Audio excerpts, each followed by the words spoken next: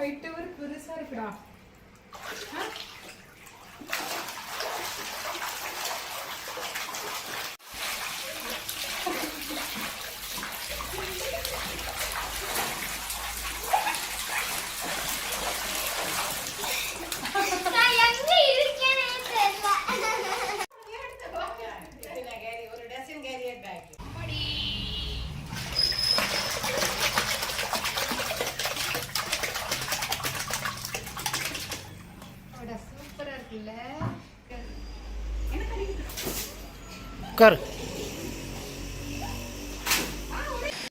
இது என்னன்னு பாத்தீங்கன்னா ஒரு மினி ஸ்விம்மிங் தொட்டி மாதிரி தாங்க.